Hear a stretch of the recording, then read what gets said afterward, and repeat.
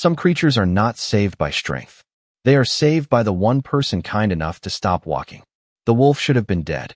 Snow covered most of his massive body, turning his dark fur into a pale shape beneath the storm. The wind howled across the frozen valley, carrying needles of ice through the air and burying the narrow trail that wound through the northern forest. Emily Hart pulled her worn coat tighter around her shoulders and lowered her head against the cold. Her boots crunched through nearly a foot of fresh snow as she made her way home. The sun had already disappeared behind the mountains, and the temperature was falling fast.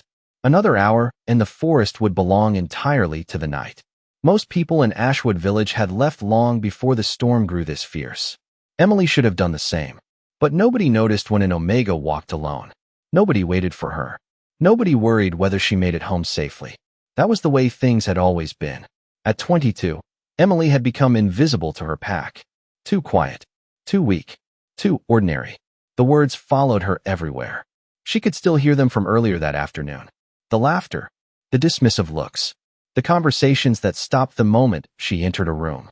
Some wounds never left, no matter how hard you tried to ignore them. A sharp gust pushed against her, forcing her to steady herself. That was when she saw it. Something dark lay half buried beneath a snowdrift beside a cluster of frozen pines. Emily stopped walking. For a moment, she thought it was a fallen tree. Then the shape moved. Barely. Just enough. Her breath caught. A wolf. Not a normal wolf. Even from 20 feet away, she could tell it was enormous. Larger than any she had ever seen. Its body stretched nearly 6 feet from nose to tail. Thick black fur disappeared beneath layers of ice and snow. One ear twitched weakly against the wind. Emily looked around. The forest stood silent. Empty. Nobody else was there. She should leave. Every sensible thought told her to keep moving. The animal was far too large. Far too dangerous. And if it had survived this long alone, perhaps it belonged to the wilderness. Yet, something stopped her. Maybe it was the way the wolf lay motionless beneath the storm. Maybe it was because she understood what it felt like to be abandoned. Slowly, she stepped closer. The wolf didn't growl, didn't move. Its breathing was so faint she almost missed it. White frost clung to its muzzle. Snowflakes settled across closed eyes rimmed with silver. Emily knelt carefully beside it. "Hey," she whispered. "Can you hear me?" The wolf remained still. She hesitated before reaching out. Her fingers brushed the thick fur along its neck. It was colder than she expected, almost frozen. A painful ache settled in her chest. Nobody was coming for him. No family. No pack. No rescue. Just endless snow and a winter night that promised no mercy. Emily swallowed hard and looked toward the distant lights of Ashwood Village glowing faintly through the trees. Home was still almost a mile away. The walk would be difficult enough alone. Bringing a creature this size would be nearly impossible. She knew exactly what everyone would say if they saw her. They would call her foolish, weak, naive. But Emily had spent her entire life listening to people tell her what she couldn't do. Tonight, for once, she listened to her own heart instead. "I guess it's you and me," she said softly. Gathering every ounce of strength she had, Emily wrapped her scarf around the wolf's neck and began pulling him through the snow toward the only place she could offer. Home. Behind her, the storm continued to rage across the forest. Ahead, a single lantern glowed in the darkness. And somewhere deep beneath the frozen wolf's closed eyes, a faint silver light flickered awake. The cabin smelled faintly of pinewood smoke and dried herbs. Emily pushed the door shut with her shoulder and leaned against it, breathing hard. Every muscle in her body ached. Snow clung to her boots, her coat, even her hair. Dragging the massive wolf nearly a mile through a winter storm had taken everything she had. For a moment, she simply stood there, listening to the crackling fire inside the small stone hearth. It was the only warm thing in the room. The wolf lay motionless on a blanket near the fireplace where she had managed to pull him. Melted snow formed a shallow puddle beneath his fur. Emily knelt beside him and carefully brushed away the remaining ice. Up close, he seemed even larger. His paws looked enormous compared to her hands. A faint silver mark was visible beneath the dark fur near his shoulder, though she could not tell what it meant. It almost looked carved into moonlight itself. She shook her head. The long walk had probably made her imagination run wild. Rising slowly, she crossed the cabin and opened a small cupboard. The shelves were nearly empty. half a loaf of bread, a few potatoes, a jar of dried berries. Winter had not been kind to anyone, especially not to an Omega who lived alone. Emily stared at the food for a moment before letting out a quiet sigh. Then she reached for a bowl anyway. If she could share her last meal with a stranger, she could share it with a wolf. The thought made her smile despite herself. An hour later, the fire burned brighter. Warm light danced across the wooden walls. Emily sat in the only chair beside the hearth with a patched blanket wrapped around her shoulders. Outside, the storm continued to rattle the windows. Inside, the cabin felt strangely peaceful. Her gaze drifted toward the wolf. He had not moved since arriving. Yet something about his presence filled the room. Not fear, not danger. Something else. Something steady. Familiar. Like the feeling of standing beneath a sky full of stars. Emily frowned at herself. That made no sense. She had spent too much time alone. Eventually she rose and approached him again. The wolf's breathing seemed stronger now. His chest rose and fell with a slow rhythm. Encouraged, she dipped a cloth into warm water and gently cleaned the remaining frost from his fur. As she worked, she found herself talking. It was a habit she had developed over the years. Silence often felt heavier than words. "You picked a terrible night to get lost," she said softly. "Then again, maybe I picked a terrible night to find you." The wolf remained still. Emily smiled faintly. "You are a good listener at least." For a while, only the sound of the fire filled the room. Then something unexpected happened. One of the wolf's ears twitched. Emily froze. Slowly, his head shifted a fraction of an inch. Not much, barely enough to notice. But it was movement. Real movement. Her heart skipped. She knelt beside him immediately. "Hey," she whispered. "Can you hear me?" The wolf's eyes remained closed. Yet somewhere beneath those silver-lined lids, awareness seemed to stir. Outside, the storm began to weaken. Inside the cabin, the firelight reflected briefly across the wolf's dark fur. For the smallest moment, Emily could have sworn she saw a silver glow pulse beneath his skin, like distant lightning hidden behind winter clouds. Then it vanished, leaving her uncertain whether she had seen anything at all. Morning arrived quietly. The storm had passed during the night, leaving the world outside buried beneath fresh snow that glittered beneath pale winter sunlight. Emily woke in her chair beside the fire, a stiff ache running through her neck and shoulders.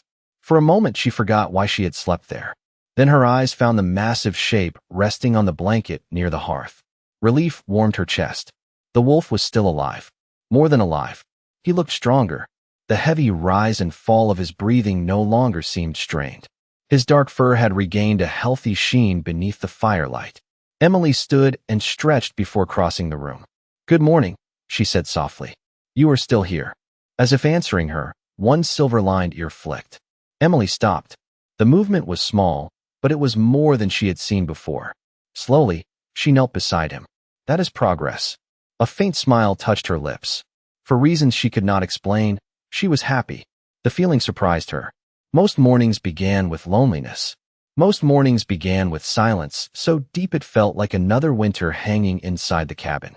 Yet today felt different. She moved through her routine while talking to the wolf as though he were an old friend. She fed the fire, swept the floor, prepared a simple breakfast from the little food she had left. All the while she spoke about ordinary things. The village, the weather, the way the baker always forgot her order, the way children sometimes waved to her even when their parents did not. The wolf never responded. Yet somehow Emily never felt foolish speaking to him. Around noon, she carried a bucket to the nearby creek.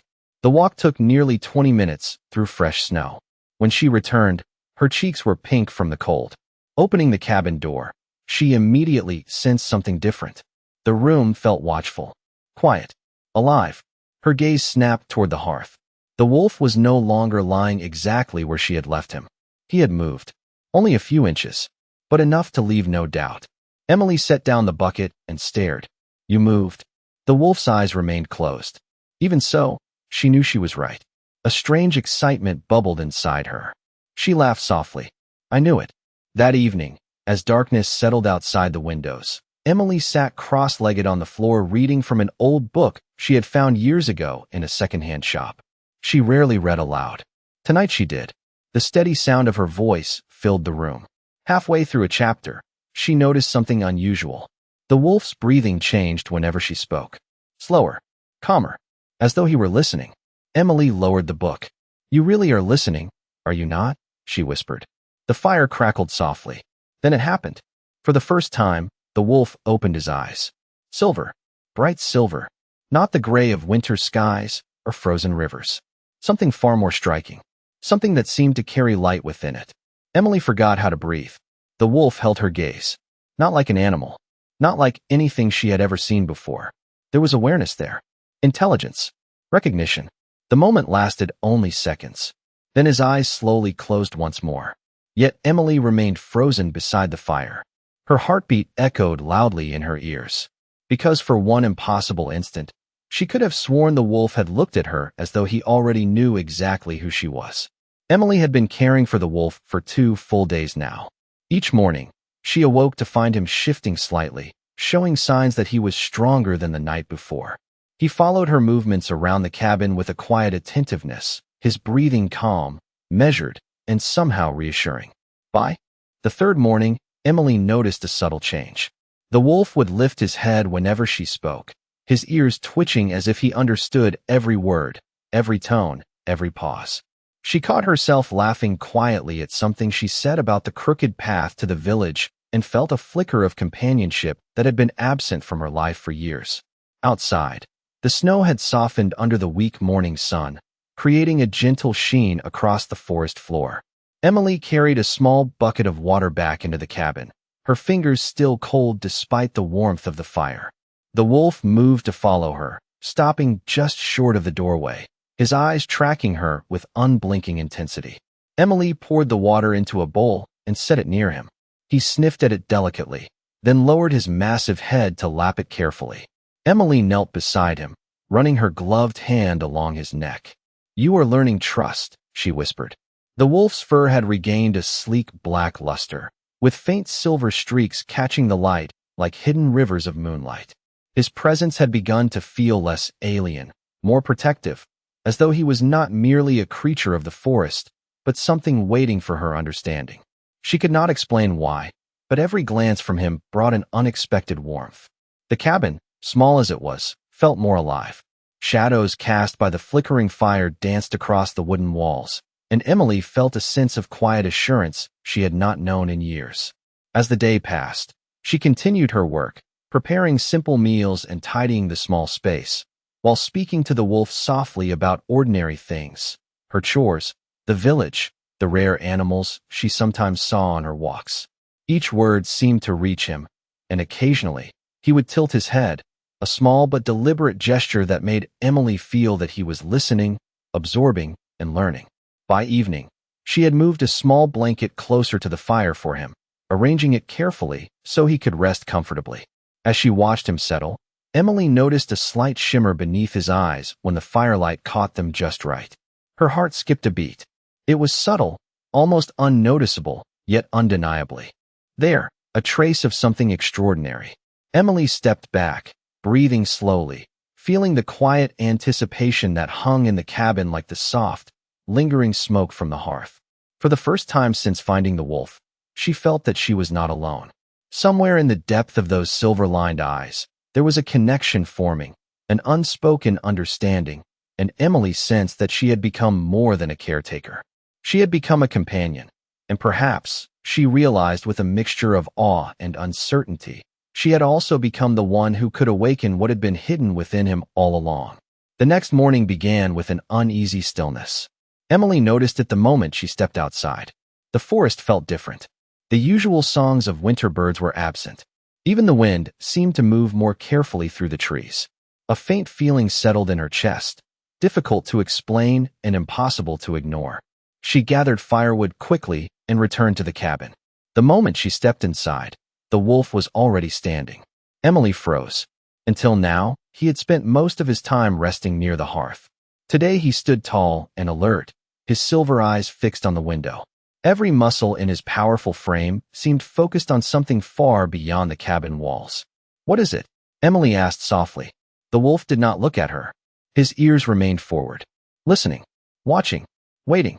A strange tension filled the room. Emily set down the firewood and moved closer to the window. At first she saw nothing except snow-covered pines stretching across the valley. Then movement appeared in the distance. Several dark figures emerged along the northern ridge. Riders. Emily counted 4. No, 5. Their horses moved steadily through the snow, following a path that led toward the village.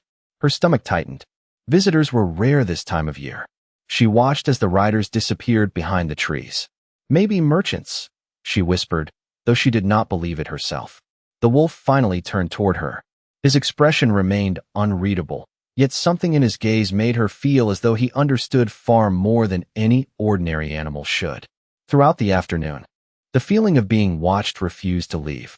Emily tried to focus on her chores, but her attention kept drifting toward the windows. The wolf followed her closely whenever she moved through the cabin, not in a threatening way, protective, as though he had decided she should not be left alone. By sunset, a soft snowfall had begun again. Emily was stirring a small pot of soup when she heard voices outside. Her heart jumped. Visitors rarely came to her home. Setting down the spoon, she crossed to the door. Before she reached it, the wolf stepped directly in front of her. His body blocked her path. "It is all right," she said. "I am only answering the door." He remained where he was. The voices grew louder. Men. Several of them. Emily carefully opened the door a few inches. 5 riders stood beyond the fence surrounding her small property. Long dark cloaks shielded them from the snow. Their horses carried matching silver insignias on their saddles. The leader stepped forward. His face was stern but not unkind. "Good evening," he called. "We are searching for someone." Emily hesitated. "Someone?" The man nodded. "A traveler who disappeared during the storm several days ago." Emily felt a strange chill. "I have not seen anyone." The answer was technically true. The riders exchanged glances. The leader studied her carefully before speaking again. "If you notice anything unusual, report it immediately. The entire northern kingdom is searching." Emily's pulse quickened. The entire kingdom. For one traveler. Behind her, the wolf stood silent and motionless. The rider's gaze briefly shifted past her shoulder toward the darkness inside the cabin. For an instant, his expression changed. Surprise. Recognition. Then it vanished. "Thank you for your time," he said quietly. Moments later, the riders turned their horses and disappeared into the falling snow. Emily closed the door slowly. The cabin felt strangely quiet afterward. She turned toward the wolf. He was already staring at the place where the riders had vanished. His silver eyes reflected the firelight like polished metal. And for the first time, Emily began to wonder if the creature she had rescued was not simply lost. Perhaps someone important had been missing all along. The wind outside the cabin had settled into a soft whisper, carrying only the faint scent of frost and pine. Emily sat near the hearth, a thin blanket wrapped around her shoulders, her hands resting on her knees. The wolf had remained unusually still through the morning, but she sensed an energy building within him, subtle yet undeniable. As she prepared a small tray of bread and berries, he rose quietly, his movements deliberate and smooth, each step echoing a power she had not witnessed before. Emily froze for a moment, eyes wide. His silver-lined gaze met hers, intense and measured, as though he was assessing her presence and her intentions at the same time. A warmth, unlike anything she had felt, spread through her chest. She spoke softly, her voice steady despite the rapid beat of her heart. "It is all right," she whispered. "I will not harm you." He tilted his massive head, a gesture that seemed almost human in its understanding, and Emily felt a connection deepen. The cabin grew warmer with the late morning light, yet Emily noticed the wolf's form beginning to shift subtly. Muscles elongated, stature rising, fur seeming to shimmer in the firelight. The transformation was slow, mesmerizing. Emily had no words. Her hands clenched lightly against her knees as she watched the impossible unfold before her eyes. Slowly, fur melted into smooth skin, limbs straightened, and a towering figure emerged. The wolf was gone. In its place stood a man, regal and commanding, with sharp features framed by dark hair that fell past his shoulders. His silver eyes, piercing and bright, held a depth that made Emily catch her breath. She rose slowly, unsure of how to speak, how to even move without breaking the spell of the moment. "Emily." The voice was low, rich, carrying a resonance that seemed to fill the room, yet calm as a winter river. Her name on his lips, spoken with certainty, sent a shiver down her spine. She realized then that the wolf had been more than a creature. It had been a vessel, a form he had been bound to until she found him, nurtured him, and offered her trust. The weight of that revelation pressed gently on her mind. I did not know, she murmured. I only wanted to help. He stepped closer, his gaze unwavering, yet gentle, as if confirming her courage and her choices without needing her to explain. The air between them pulsed with an unspoken understanding, a recognition of the bond that had formed in the silent hours of care and patience. Emily felt a surge of awe and respect, mixed with a quiet sense of destiny that she had never dared to imagine. Outside, the sun climbed higher, light spilling through the windows, casting long shadows across the cabin floor. And in that warm, quiet space, Emily knew that something extraordinary had begun, an awakening that would change both their lives, forever altering the course of fate in ways she was only beginning to comprehend. Emily could not move. The cabin felt smaller somehow, as though the presence of the man standing before her filled every corner of the room. The fire crackled softly behind him, casting gold light across sharp features that seemed almost carved from winter itself. Yet it was his eyes that held her attention. They were the same eyes that had watched her from beside the hearth, the same eyes that had followed her every movement for days. Silver, steady, familiar. For several seconds neither of them spoke. Then the man lowered his head slightly. It was not the gesture of someone seeking permission. It was respect, genuine and deliberate. Emily swallowed. "Who are you?" she finally asked. The question came out quieter than she intended. His expression softened. "My name is Alexander Blackthorne." The name struck her immediately. Every child in the Northern Kingdom knew that name. Stories about King Alexander traveled through every village, every marketplace, every distant settlement buried beneath winter snow. The ruler of the North. The Alpha King whose decisions shaped the lives of thousands. Emily stared at him. Then she laughed once in disbelief. "That is not funny. I am not joking." The warmth vanished from her face. She searched for some sign that he was teasing her. There was none. Only honesty. Only certainty. Her pulse quickened. "The riders," she whispered. "They were searching for you." Alexander nodded. "They were." Emily sat heavily in her chair. Suddenly dozens of moments made sense. The silver insignias. The urgency in the riders' voices. The way they had spoken about the entire kingdom searching. Her mind raced through every conversation she had shared with the wolf beside the fire. Every secret, every complaint, every embarrassing story she had told simply because she believed no one understood. Heat rushed into her cheeks. Alexander almost smiled. "You have nothing to be embarrassed about." Emily's eyes widened. "How do you keep doing that?" "Doing what?" "Knowing exactly what I am thinking." A faint amusement appeared in his expression. "Because you are honest. Most people spend their lives hiding behind masks.